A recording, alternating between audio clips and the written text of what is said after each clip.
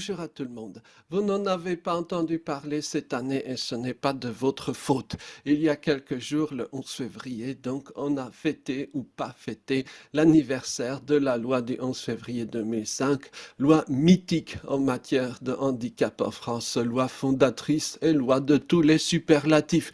Il semblerait par exemple que ce soit la loi ayant eu le plus de textes d'application. Certains d'ailleurs ne sont toujours pas arrivés.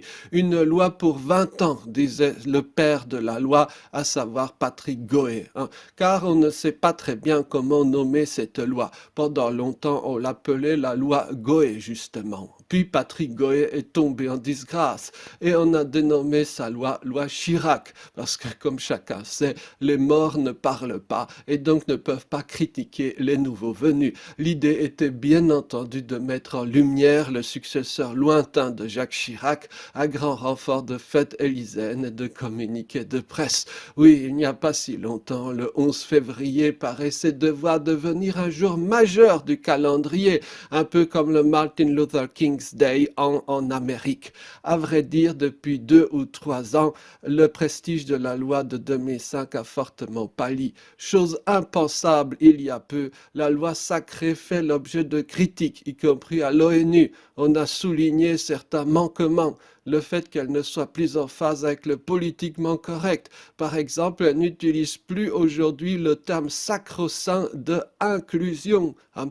Le fait aussi qu'elle semble graver dans le marbre un système de cogestion partielle du handicap entre quelques grands organismes, toujours les mêmes. Une fin de vie amère, donc pour une loi qui se voulait être la meilleure des meilleures. Le seuil de nage nouveau. Bien entendu, on peut avoir des réflexions un peu stoïques du type les mots de passe, hein, tout comme changent les mots magiques pour se sortir, du moins en apparence, du handicap. Insertion, intégration, inclusion, empowerment, que sais-je, selon les années, tout change. Mais la fin de vie amère de la loi de 2005 cache une question encore plus grave, insupportable sur le plan mental. Et si l'échelon étatique, voire politique central, n'était pas du tout la bonne porte, la bonne sphère pour prendre en compte la différence, la diversité, le handicap. Une fois que l'État a pris dans l'histoire en charge les questions militaires, puis scolaires, puis sociales, puis l'émancipation des femmes, le petit dernier, à savoir le handicap, s'est logiquement tourné vers l'État, pensant y trouver une solution à ces maux. L'État, cette idole nationale des Français, peut-il réellement aider? Je constate toujours et encore le caractère désespérément précaire, inadapté de tout ce que l'on peut proposer de façon institutionnelle, ou pour être plus précis, ce que l'État et les institutions centrales peuvent proposer. On peut toujours espérer faire mieux qu'en 2005, mais soyons lucides, la conjonction des astres politiques qui a donné naissance à la loi de 2005 ne se répétera pas de sitôt. En fait, j'ai oublié de dire ce que la ministre a fait le 11 février dernier. Sophie Cluzel est allée à Lourdes.